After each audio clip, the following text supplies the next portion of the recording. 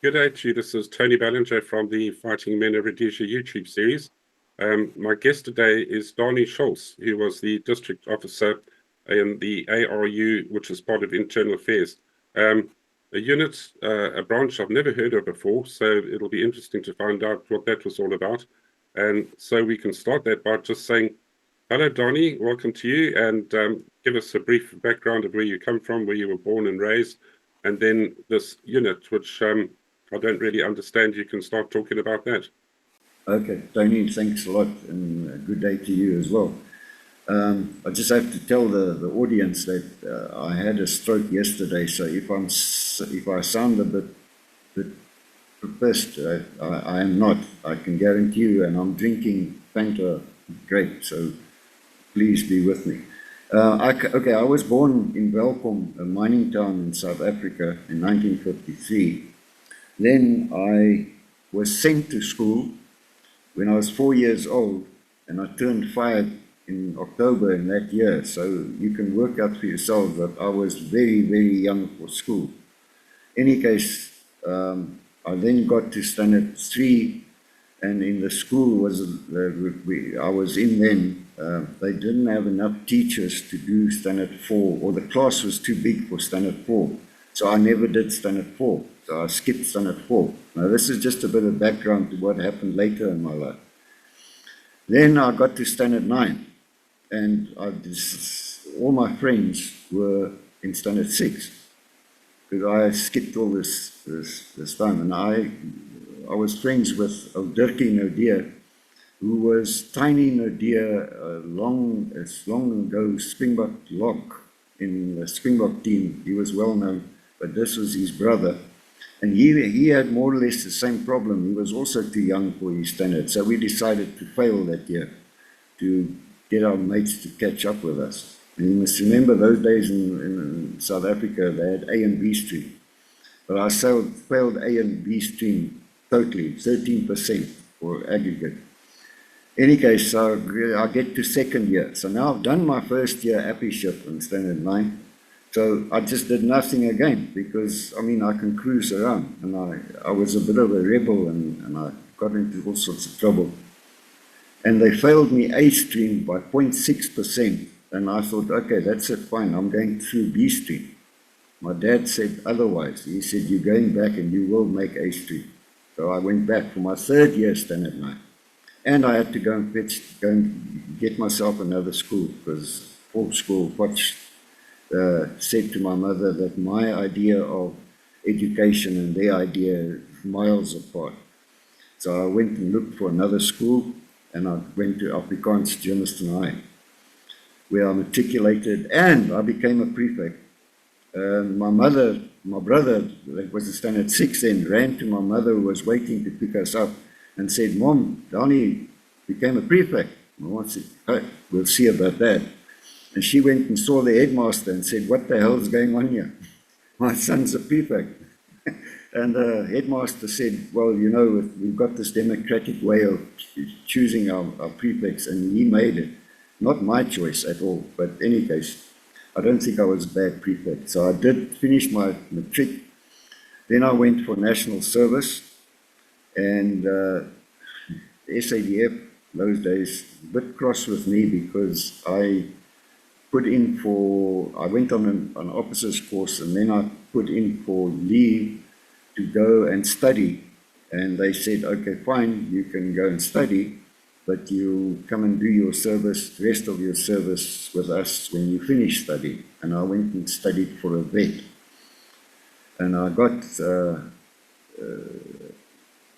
in Afrikaans it's keuring, I got selected for the course. You have to have a certain percentage in matric and whatever. And then I went to university. And in second year, I went home. My dad and mom, in the meantime, got divorced, and my dad summons me to his house. And him and his wife complained about my spending money. And the main argument was over disposable syringes. Why do I only use them once? I said, because they're disposable. And he said, no, you will not use them once. You will use them over and over until they bloody perish, and then you buy new ones. So I said, no, I can't work like this. This is no go. If you can't understand what a disposable syringe is, stick your money where the sun doesn't shine. And I walked out. So I knew now I was in big trouble. In any case, I raced back to the University of Pretoria, got all my money back because my fees were paid till the end of the year. You know, I got 620 Rand back, I think, something like that. Told my mom I'm packing, I'm going to Rhodesia.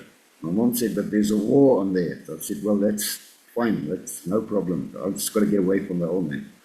Because if he gets hold of me, he's going to kill me. There's going to be a war. So I went to immigration in Salisbury, spoke to a guy there, and when he heard that I studied veterinary, he said, well, yeah, we've got a very good veterinary department. I said, no, I just want something far away in the bush. And he said, well, then next bet is internal affairs. And he told me about what they do, and it sounded good. And he said, well, report to the district commissioner in Plumtree, which I did. When I arrived in Plumtree, I was put up in a hotel for 2 days, and everybody in town, you know, Plumtree at that stage was a very small town. I was put up in a hotel, and everybody thought I was the new SAP doctor, because the SAP was still in town those days. And I was treated like royalty until they found out that I'm actually inter. So in any case, I went for a meeting with the DC, and this DC, Pete Butchart, asked me, you know, what my experience was and whatever. I told him I finished my national service and I did an officer's course.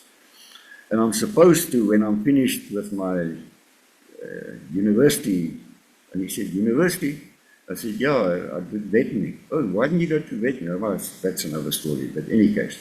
He then said, look, I think for an introduction, we'll send you to Plumtree, to Platform. And at that stage, they were looking for Macintosh, I think was that spy, some spy they were looking for. And in my mind, I thought, I'm going to sit on the platform at the station and look for Macintosh. This is lekker. And the DO there was Mike Crozier. And Mike Crozier said, have you packed yet? I said, well, what must I pack? I'm just going to be on the station. He said, what station? I said, the DC said, I'm going on platform. No, friend. Platform was an exercise where we go and stay in the bush in the caravan with the BSAP with you, with DAs and constables with you. And it basically was a info gathering, a GC, ground coverage exercise. We mapped all the crawls, all the people that's supposed to be there. Because remember, that stage, the war wasn't nearly in Matabeleland, not at all. And I went on platform. So platform was 6 weeks in the bush, 10 days out. 6 weeks in the bush, 10 days out. And we enjoyed it. It was great work. You were out in the bush. I never did any intact work at all. Just doing mapping, interviewing crawl heads, seeing who was there, basically doing a population register for in case they started recruiting and whatever. And I must say, when the war started in that area, our platform files helped the Crusader guys, Crusader being army, Crusader guys plenty. I was seconded, when the army started there, seconded to RIC once we couldn't do platform anymore because the enemy came in and those made it difficult. It wouldn't have been safe for us in any case. So I was seconded then to RIC to keep the GC part going. And then my friend, Pete, I've spoken to his widow and she asked not to, I mustn't mention his surname for various reasons. He was from Scholtz and his family is involved in something. So him and I were told by the DC we must go to Brunepeg mission and set up a base camp there. We must train DAs for a special unit. And we said, what type of unit is this? Oh, it's, DC just said, those were the words. It's a support unit for Inter. Oh, I said, that's great.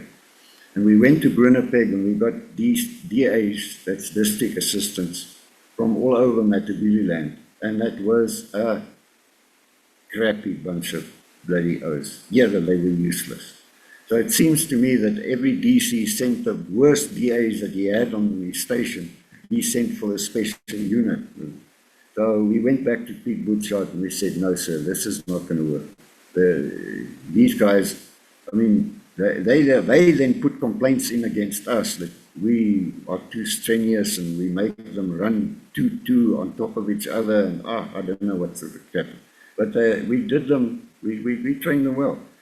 But in any case, we decided to send them all back to their stations and the DCs were then briefed. In the meantime, Pete Butchart became the provincial commissioner in Gwanda and he was now the Supremo.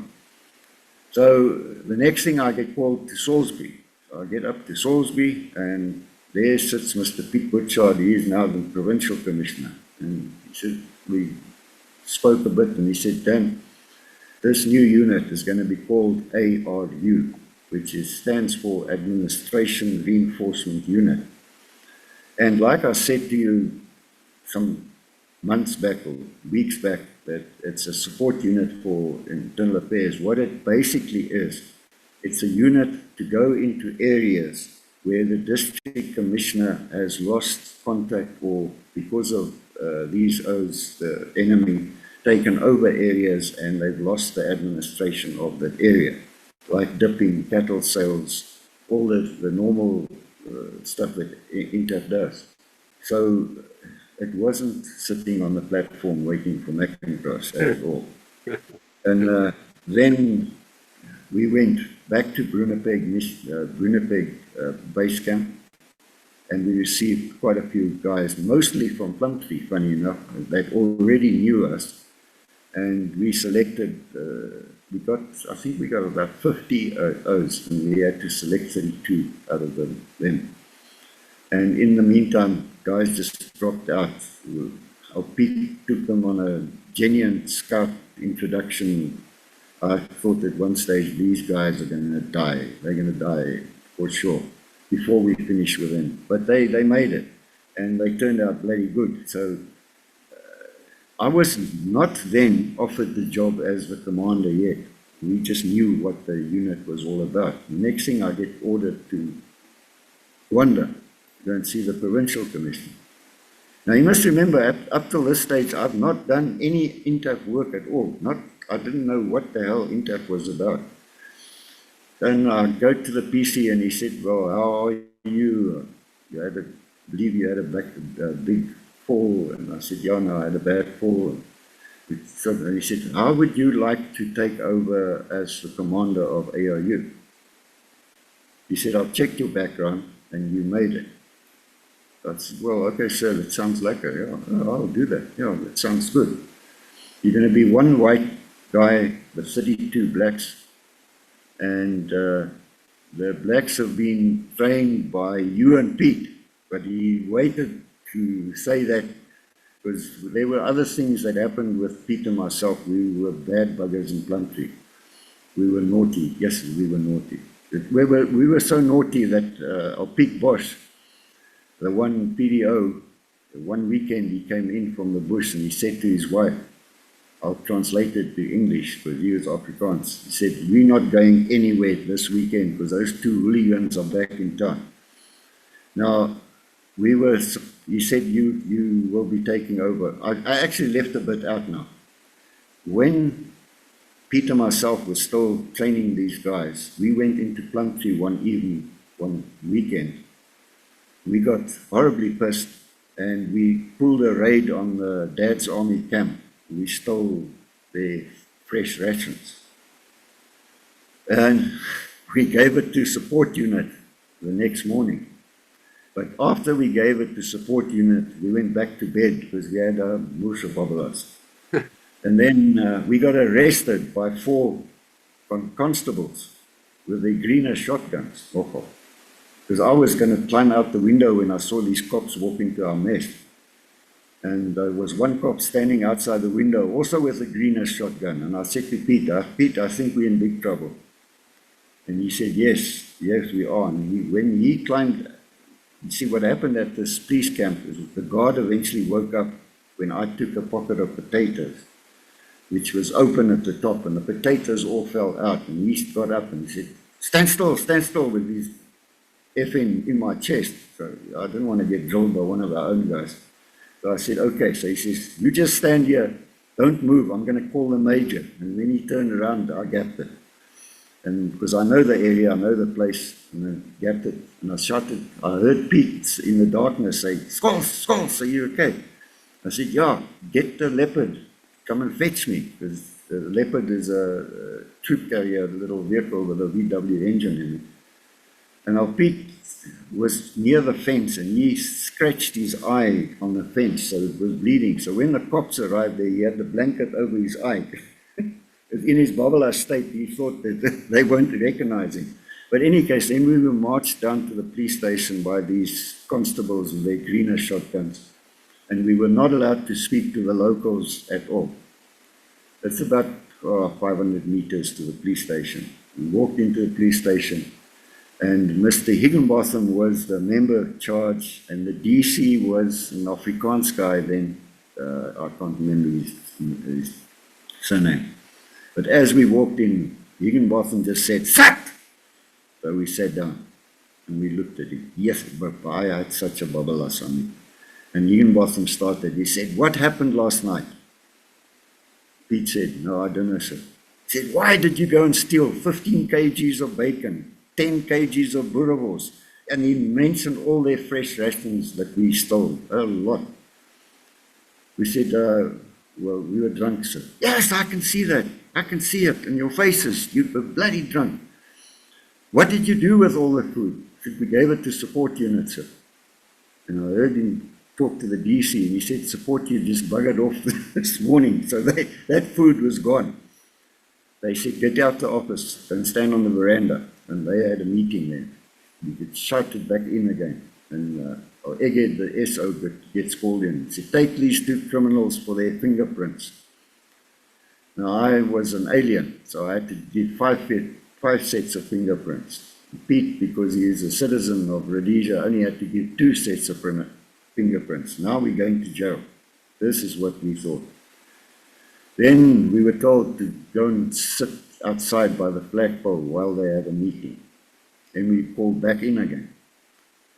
Said, look, we've decided to give you each a $20 fine for riotous conduct.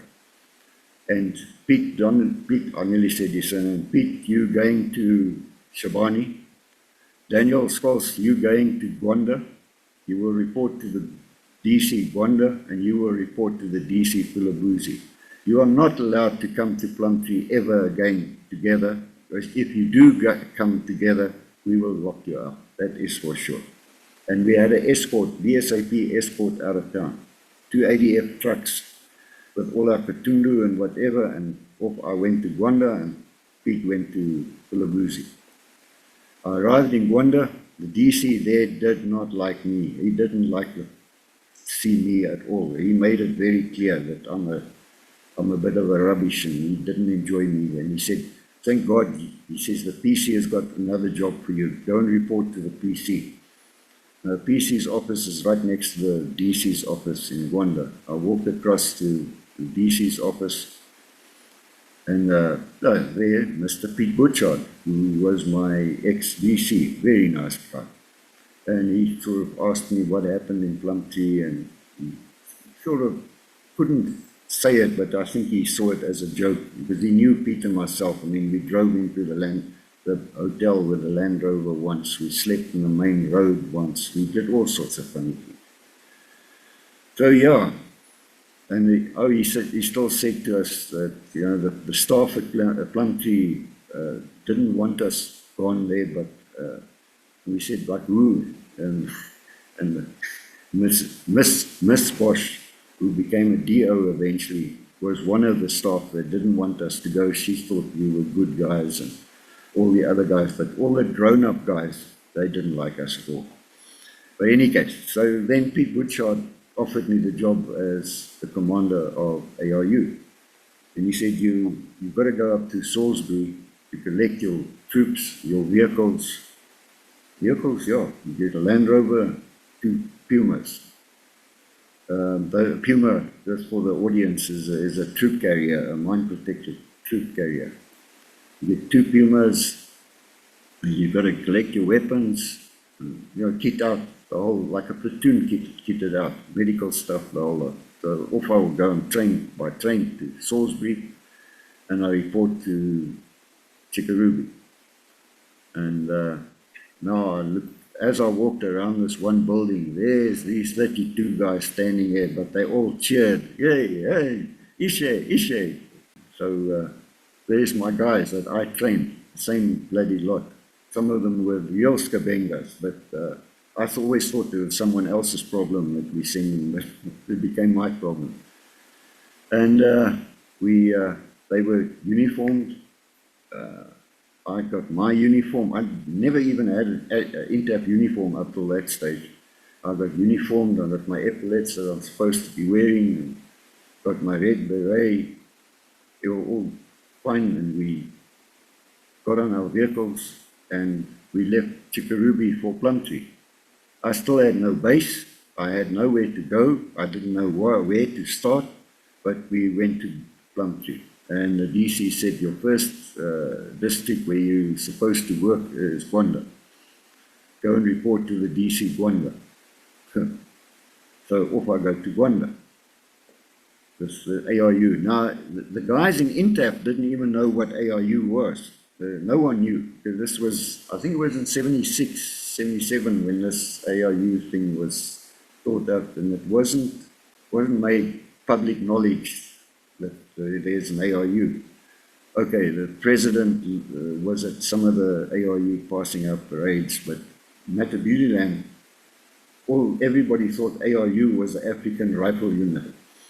And when I said African, the Administration Reinforcement Unit, look, this is weird. You guys on camo, you're well equipped. Your guys don't seem to be like DAs. And you have to explain, like I explained to you, what we're about. Now, there was a perception I found in Rhodesia that people look down on INTAF, and they sort of saw INTAF as wasters because their dying rate was so high. I mean, lots of INTAF guys got taken out. But what they don't realize is that the INTAF guys in the beginning of the war had to do pull-ups just like everybody else in the army.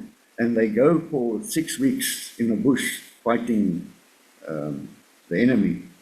And they go back into areas where they got to work, and the enemy still shoots at them. They don't go back to town. This is what happened to the INTAF guys, and this is why they stopped all the INTAF pull-ups, because INTAF was sorting out their own little wars in their own little districts. And that's why they got killed, so many got killed. And my guys, then, I think what was different to my guys and the ordinary DAs is my guys, we worked quite closely with the Army and with BSAP, especially the Special Branch. We did like a support unit for them at one stage. And my guys tried to prove to all the others, the other units and whatever, that they are much better. They're the elite of the DAs, and they were bloody good. They were number one. I had our NCOs, which we handpicked. I had an NCO, Aramafu. I salute him I think it's the 18th or the 19th of December. He saved my life. We got into a punch-up once, and as I wanted to jump up to fire back, he kicked me in my back, and I fell flat on the ground. And as I looked around, like I saw him firing at RPD gunner. And Aaron took 16 shots from that RPD before I could jump up and silence him. And he saved my life that day, because if I jumped up, I would have taken those 16 shots for this. And it's a sound I will never forget in my life. Any case, yeah. And we had good times, we had bad times in ARU. I had my 2 dogs with me. It was one of the things I said to Pete Butchard, my dogs go with me, sir. Yes, your dogs go with you. You look after them. And we trained those dogs to, you would never believe it. We went in White Bridge, Major Kruger, we assisted Major Kruger with a certain operation. And the next thing, he stands there and he says, "And those dogs?" I said, "They go with, sir." He says, this is not going to work. I said, "Watch this, sir." I said, "Bush, D-bus." And the dog jumped off. I said, "Shiloh, D-bus." And the other dog jumped off. And he said, "Yeah." And I said, "Now watch this. Bush, in-bus." And the dog jumped up on the truck. And so the other one did as well. And then that's how we operated. And ambushes, Bush always lay right next to me. Shiloh wasn't so good, but Bush lay next to me, and Bush picked up his head and started and make a funny noise. We knew there was action going to be started just now. In any case, the sad story about the whole thing is that Shiloh, when we were at Manama Mission, there was like a mini job. We formed our own little job there, all the units. I don't know if you know the story about Manama Mission. That's where they abducted in Matabeleland a few hundred children. But it was a big mission, big mission. And I got the headmaster's house, and there was the priest's house, and there were all sorts of. There's a little township there. And we ended the operating theatre we made into a pub, and that type of thing. So then one morning, Shiloh went missing, my dog, and we looked all over for him. And I sort of said, didn't the roads department guys steal him maybe? Because they pulled out early that morning. Okay, so we decided they stole him. And we were going off into Gwanda for ration supply and ammunition supply and whatever. And the roads department came past our convoy. It's like this, and Donald, my one sergeant, stopped the convoy and he said, "Wait, I saw Shiloh. And the 2 dogs sort of greeted each other, and Shiloh jumped back into the roads department truck. And I went there, and he came and licked my legs, and he jumped back in the roads department truck. And the roads department guy said, "But, we didn't steal him, he just came to us. And we thought he was a loner dog, or he wouldn't come back to us. That's it, he barked." And I said, "Okay, move the truck, let's see what happens." And off Shiloh went with the roads department. So he just absconded. So we wrote him off. Good Lord. And Bush stayed behind. And then in Plumtree, north of Plumtree, towards my Tengwe Dam, that's where Paul Jakes got shot at. But in that same period there, we rode into an ambush, and the only casualty was of Bush on the back of the Land Rover that got shot through his shoulder. Or no, through his back, his hip, that's right. Got shot in his hip. And, there's this dog begging you, "Please put me out," because he must have been in bloody big pain. So that's how Bush got killed. He got killed in an ambush. And that's basically what ARU, the time I did with ARU, we were in hot spots at times. And if Dudley Wall, who was also an ARU commander, he took up the offer of SADF made to all of us, and he ended up as a full colonel in the SANDF. He was also an ARU commander, and between Dudley and myself, I think we tried to see how many government vehicles we can blow up with landmines, because I think Dudley creamed about 3 or 4 landmines, and I creamed 2 that I was in the vehicle and two that happened before me, in front of me. One was an Isuzu truck went up in front of me. Then I went up in Land Rover LL1725, I think was the registration number. I hit that landmine. And then I was sitting on top of the driver's cab like Audie Murphy. Faithful. Bloody stupid. And the Puma hit the wheel behind where I was sitting, behind me. I still had shrapnel in my back, but I landed in like a wagabiti bush full of thorns type things. You'll see my nose is very skewed. That's where my rifle hit me. Yes, it hit me a shit shot. But now my guys, you know, a head wound and a nose wound bleeds a hell of a lot. I'm full of blood and they're pulling me, and well, I'm shouting at these thorns, bloody they're pulling out of me, and they just saying, sorry, Ishe, sorry. But in any case, so, you know, in those days, you must know from your days as well, you hit a landmine, no, I'm fine, I'm okay, you don't go for medicals or like the cops, the SAP O's used to do, or the South African O's used to do on their border. You hit a landmine, you've got to go for medical and all that. We never went for medicals. You're on the way the next day. And then, where was I? Oh, the last landmine. So, and then we carried on. So eventually I had enough of this playing Rambo in the bush type thing. And I said to the DC, oh, I fell in love with a woman and decided I must get out the bush now. So I applied for a job with Scholtz Storage Commission on the security side, doing anti-stock theft. Back in the bush again, and we did stock theft. But yeah, that's basically what I did. I was in INTAF and I never did a day's INTAF work. Never ever. If you had to bring me, I don't know, maybe a receipt book that they had to sign taxes away or whatever, I wouldn't know what the hell it was. And because of my experience, oh yeah, I did a turn at School of Infantry as well, and I spent 2 weeks there. You must know Cactus Road going into School of Infantry. And did you meet Sergeant Major Binks there? Well, No. he was a Sergeant Major, regular army, and I met him again in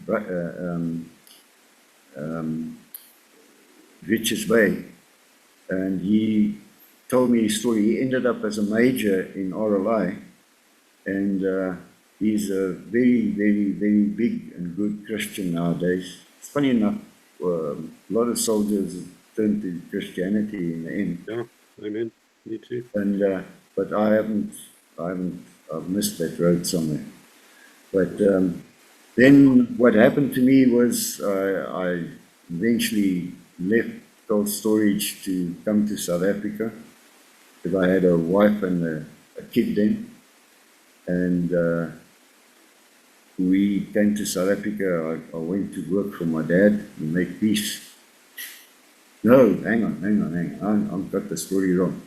Before that, yeah, okay, that's another story. That's another long story that myself and Andy Parkinson were involved in a car accident that belonged to my father's company that he loaned me to come and get all my stuff in Rhodesia. And it was a Toyota GSL 2-liter. And I rode into the back of a truck full of mangoes in the middle of the night outside Marewa. Yeah, we nearly got killed. If you had to see a photograph of that vehicle, everybody says, and the guys, well, they killed in that vehicle. The crate of beers in the back of the back seat went through the back window.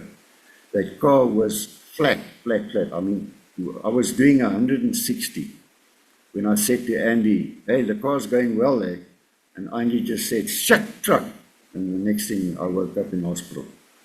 And I don't know how the ambulance got to Marewa, but we got taken by ambulance from Marewa to Salisbury. I think it was Andrew Fleming Hospital. The hospital was full, so they took 2 beds in the maternity ward and they gave it to us. Now, I'm 6'1". Andy was taller than me. He must be about 6'3", around about there.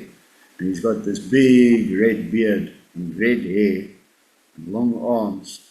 And the pajamas they gave us only came to the elbows, his elbows and to his knees.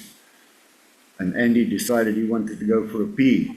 So he got out of bed. And when these women saw this thing walking down the passage with this long red hair and this big red beard, it looked like an apparition. We just heard shouts and screams, and they decided, okay, they move us out. And they moved us in some. What was Andy's surname? Andy Parkinson. Okay. He eventually became district commissioner of Birchnell, where the Birchnell Bridge is, that area there. Before we get too far away from working in ARU,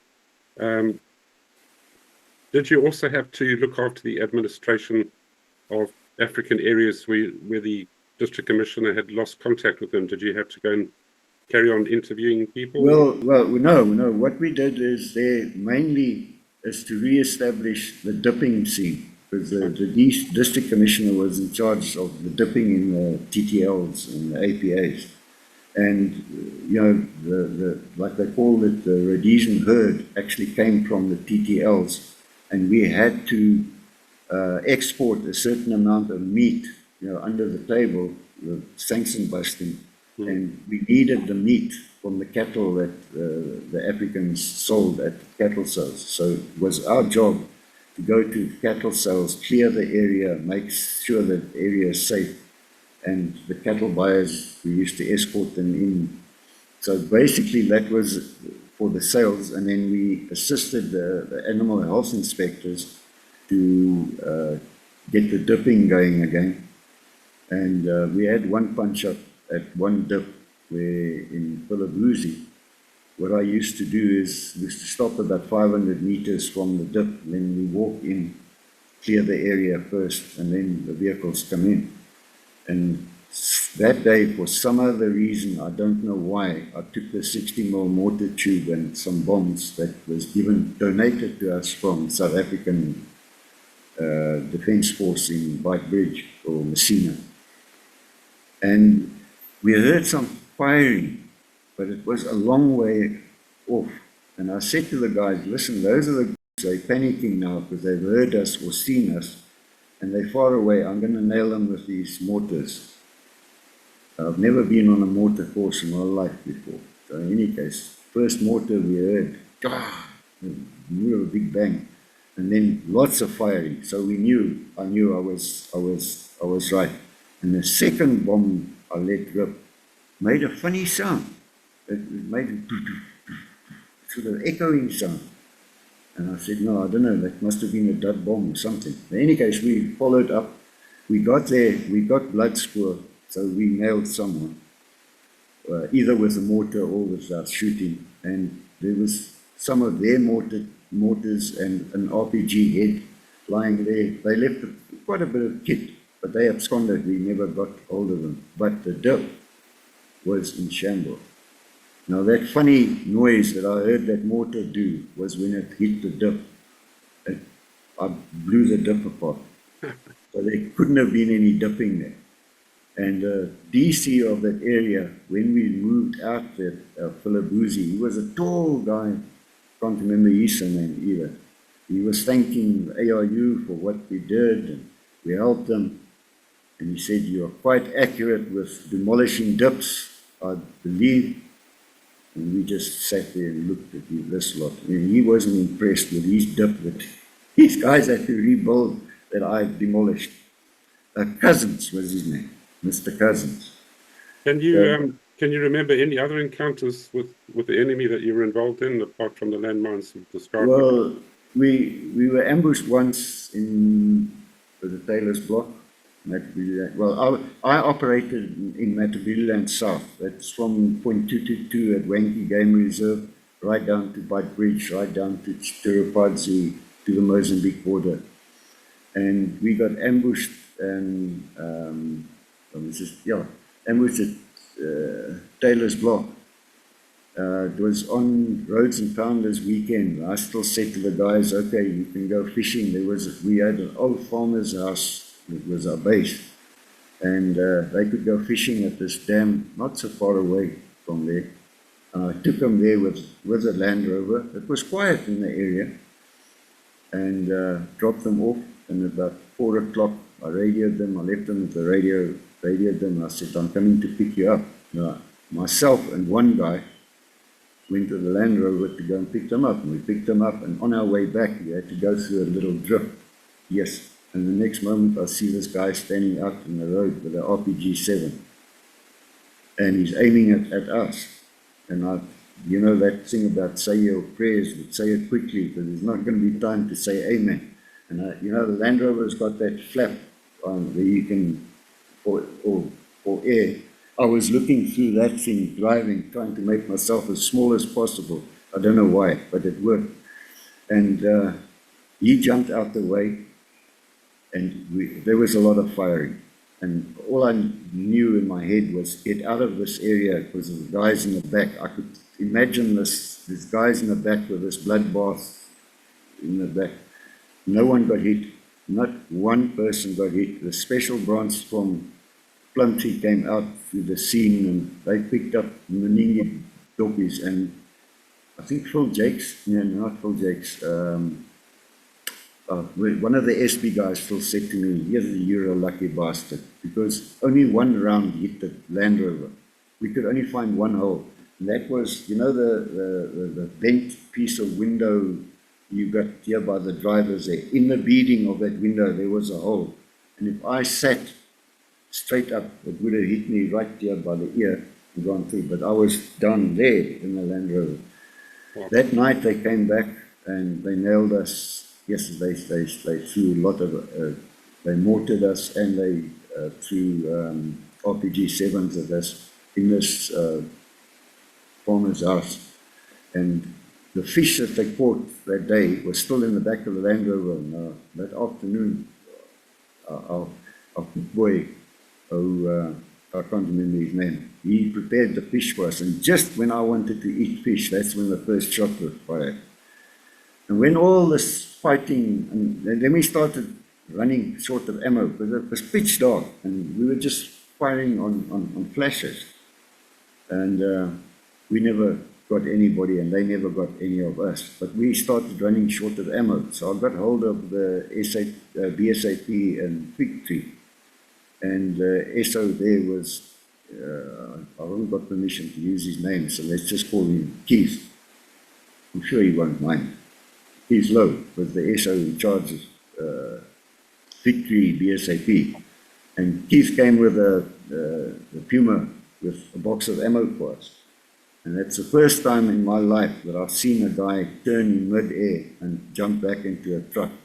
Because he arrived with a truck, opened the back doors of the Puma.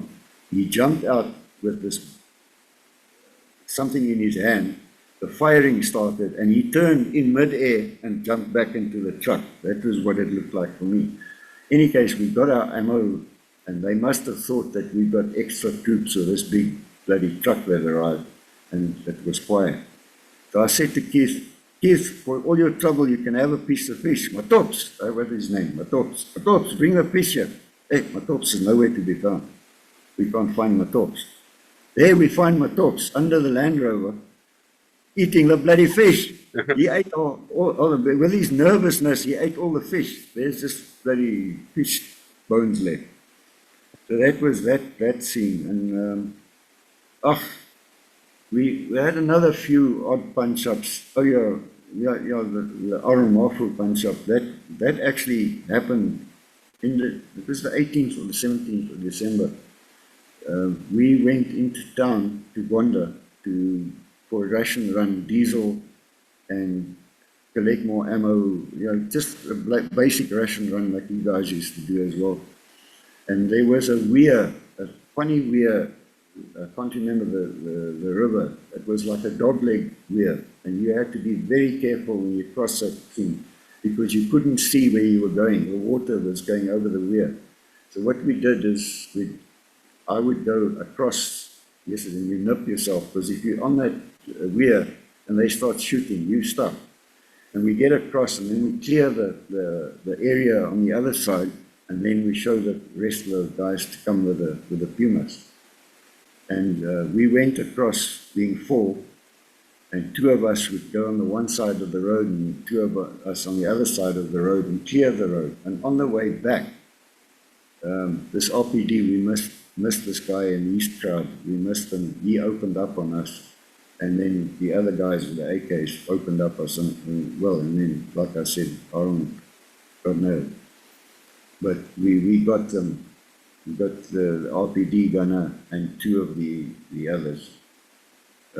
None of us injured, except Aaron got killed that day. That was a very sad thing for ARU. He was an ex-RAR guy, a brilliant soldier. And maybe I must tell you about my sergeant major, was Jamanus Nube. He's a short little, looked like a bushman, but he was a real sergeant major. Now, when I trained these guys and whatever, I used to use men's language. I mean, you're training men, and a guy makes a mistake, you tell him what you think of him, and you use certain parts of the body, and you tell him that that's what he is, and I'm going to F you this, and F you up, and all that. And then one time we pulled out after our R&R, I think we were going to full of boozy, in fact. The PC decided that maybe there should be a parade at the provincial office quarters, the building. On our way out, we must give this parade. I said, okay, so we'll do that. I said, but I won't be in the crowd, I'll sit with you guys, they can do the parade. No, he told me, he wants me to sit with the guests. And there was a major dupe that came down from, he was a RAR, but he was from Bulawayo. I didn't exactly know how he fitted in. But in any case, why I mentioned him is, after I'll tell you what happened, is he got the guys on parade, and he gave a certain order, and one guy wasn't in step, and he shouted, "You F and this, I'll F you up, you F and this." And the guys got out.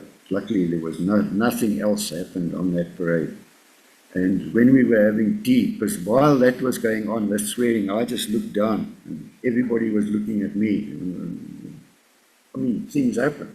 I didn't say a word, but when we were having tea, this Major Duke came to me and he said, "What happened there, young man?"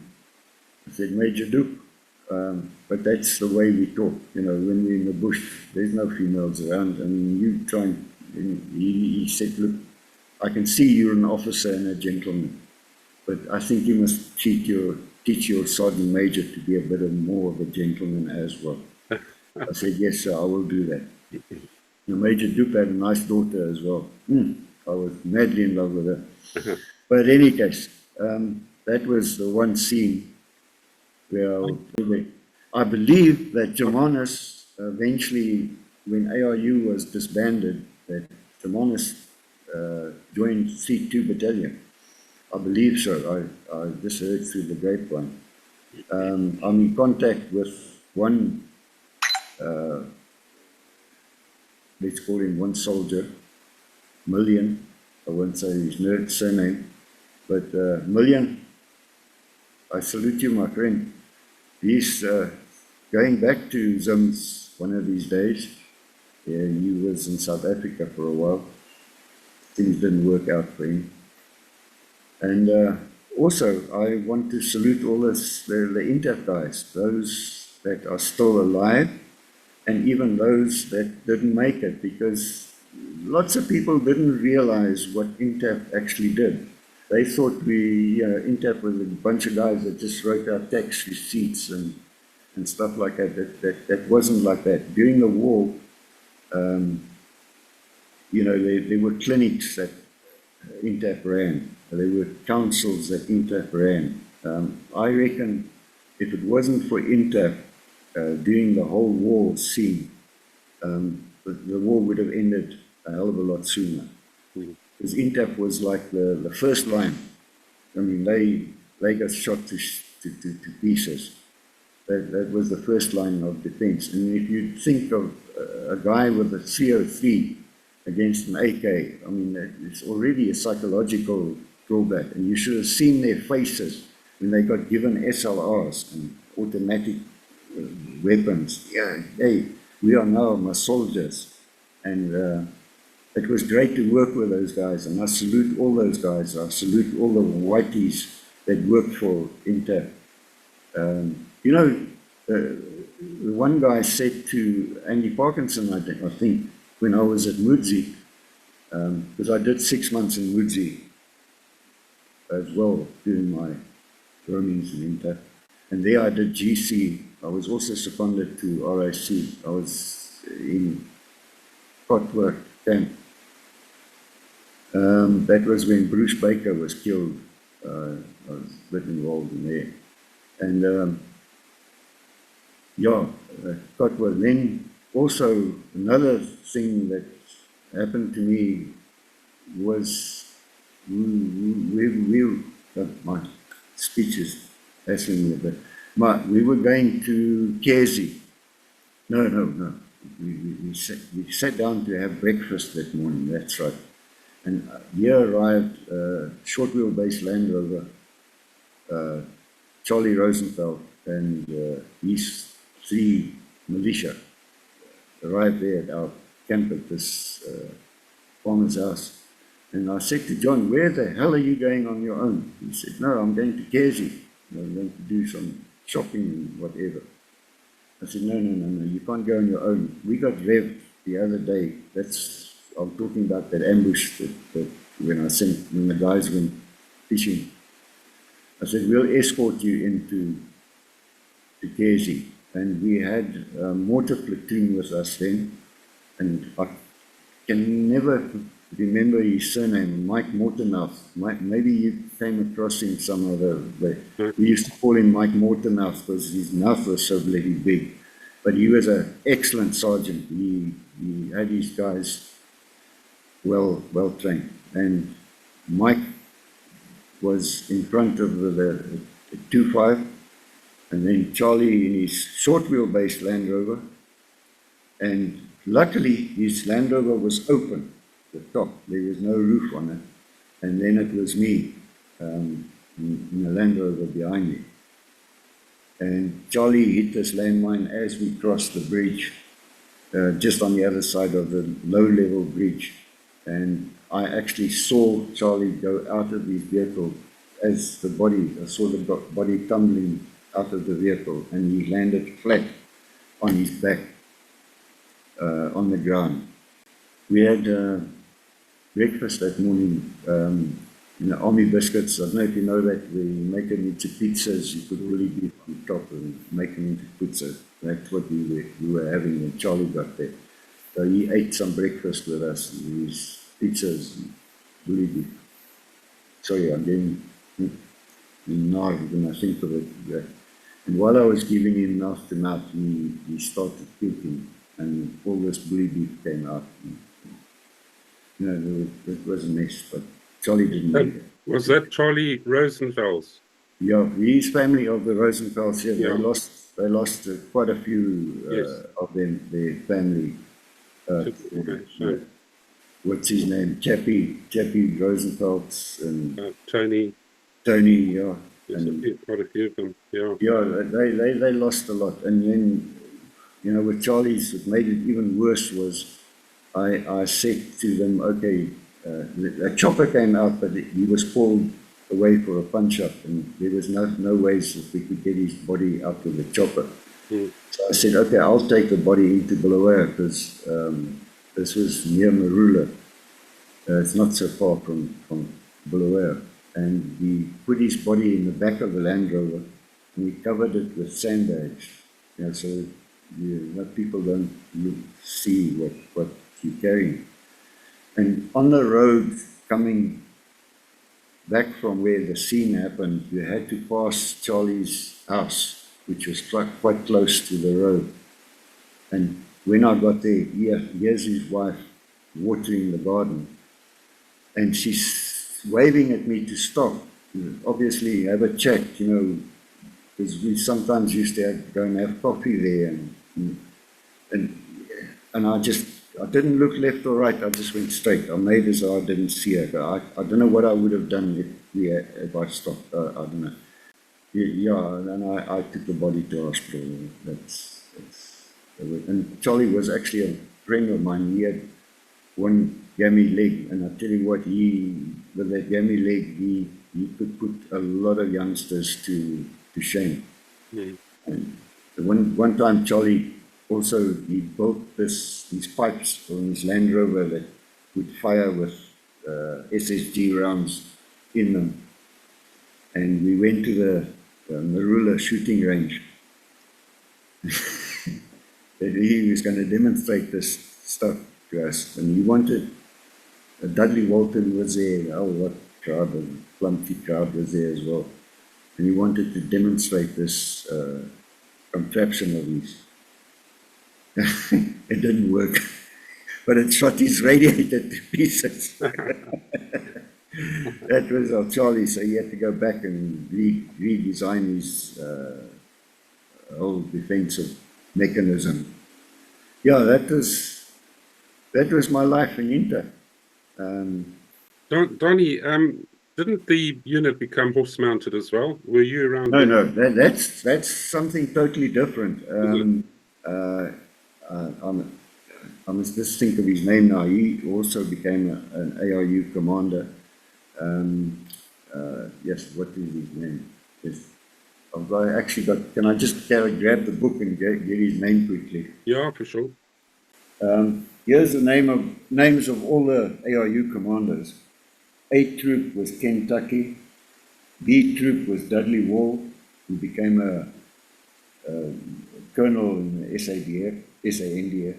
Brian Price, I'm thinking of Brian Price now, and Mike Donachie. Now, Brian Price, before ARU was even thought of, Brian Price started a horse-mounted unit in northeast somewhere. And who was the RAR guy that started a load of mercenaries that went to Mozambique?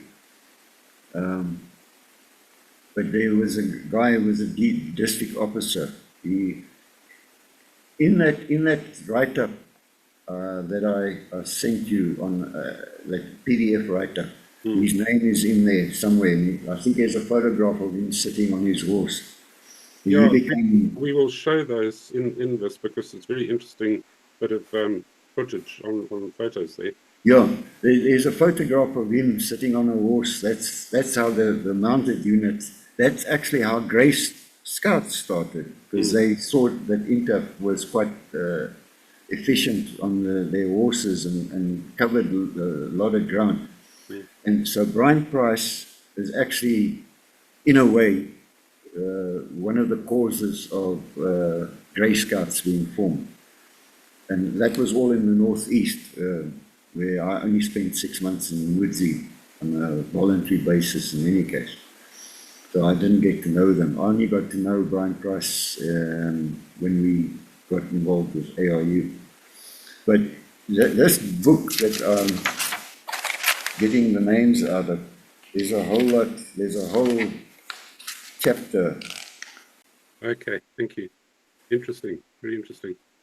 Okay, Danie, we've been going an hour now, and we've learned from experience that if we go much longer, there's a tendency for people to peel off, or we have to split it into 2 talks. So what I'd like to do is just ask a couple of questions. Yeah, sure. And then we'll call it quits. Yeah.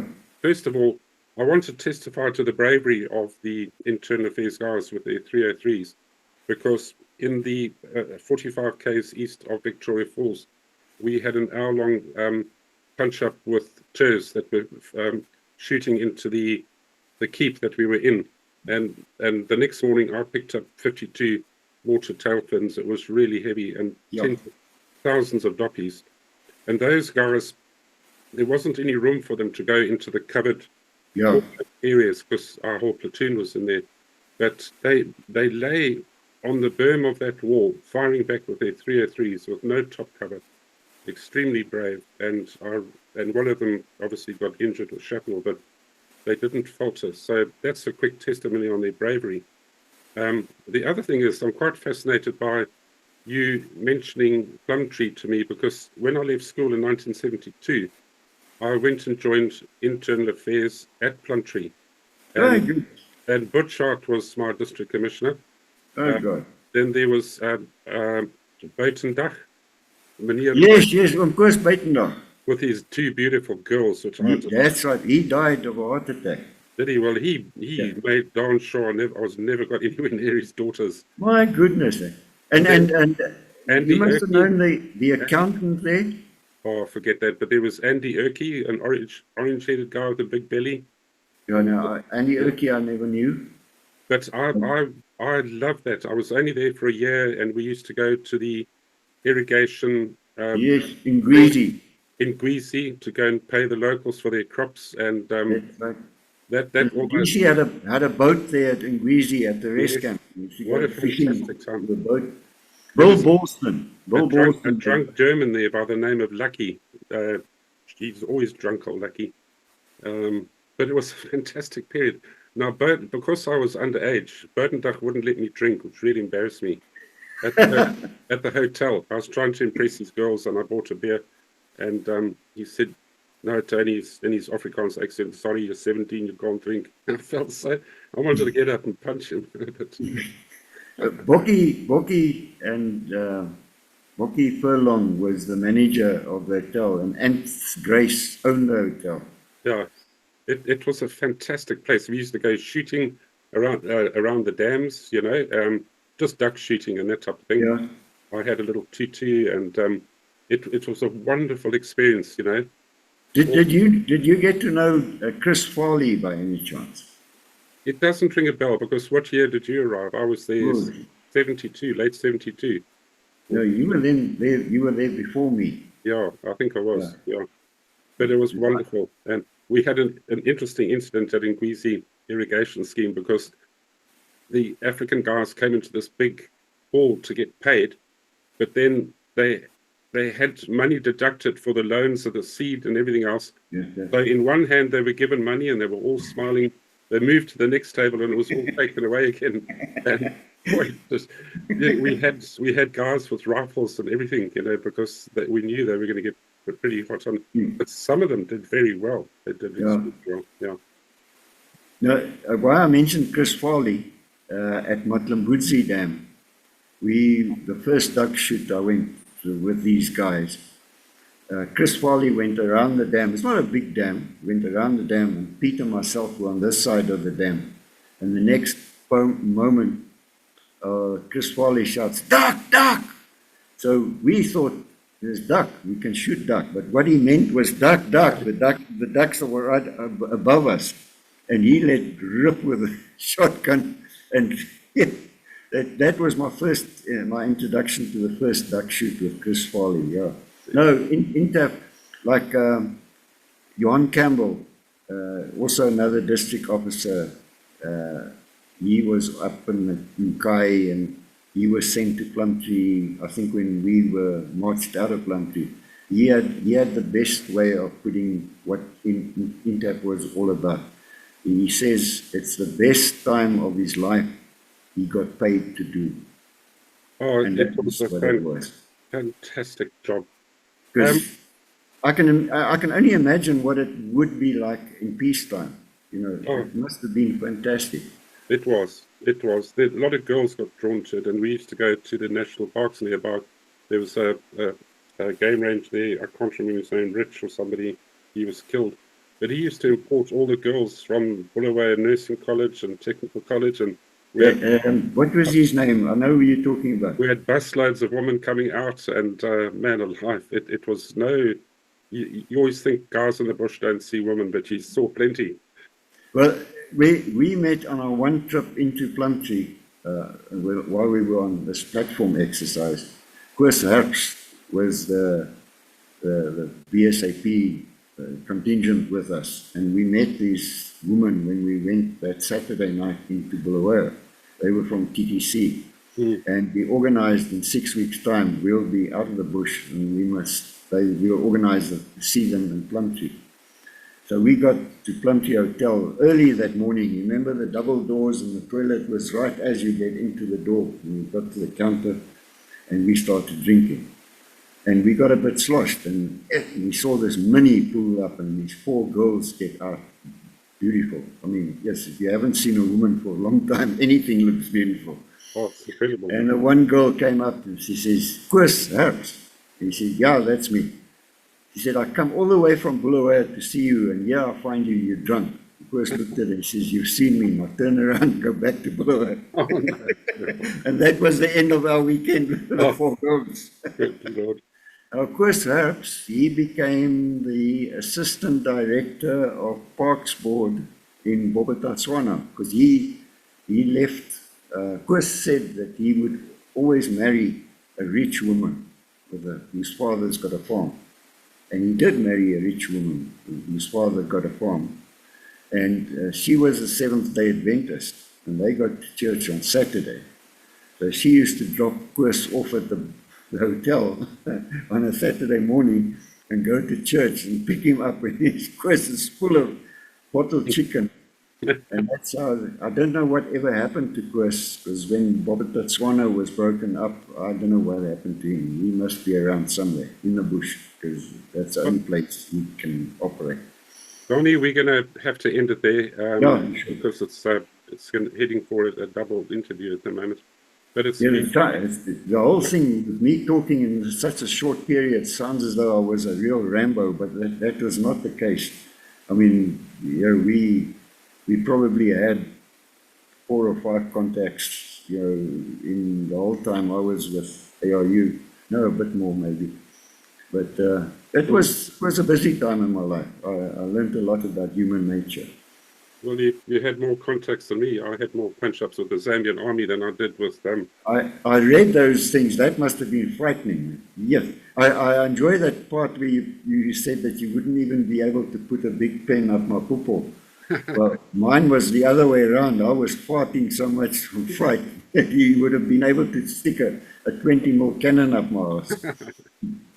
Anyway, it's been lovely talking to you, Danie. And for the viewers, please, we depend on you subscribing to this channel because it helps YouTube spread it further. Please subscribe. Please hit the like button. That's very important. And please support Jonathan Sale through the Patreon system. His living is entirely dependent on this channel, so please be generous to him. Danie, thank you very much, and God bless to you and your family. Okay, I just want to tell you one thing, that from all my Rambo days in Rhodesia, I ended up in a wheelchair 4 years back. I was diagnosed with myelopathy and stenosis in the bottom part of my spine, and that was because of trauma at some stage in my life, and we narrowed it down. It must have been the 2 landmines that I was in, and jumping around all over the place, and that was my thanks from Robbie McGage. So today I'm in a wheelchair, but at least I had a warning that it was going to happen from the doctors. It happened a bit quicker than what it should have. But I'm getting along quite well. I'm sorry to hear that, Danie, but we're going to have to sign off now. Yeah, sure. God bless you. Thank you for coming on board. And thank you for talking to me. But I think the ARU story had to come out. And I'll work on Dudley to have a chat to you as well. Yes, he's already agreed to talk, but thank you. Oh, great. That would be excellent. Okay, God bless. Bye-bye. Okay, thank you. Cheers.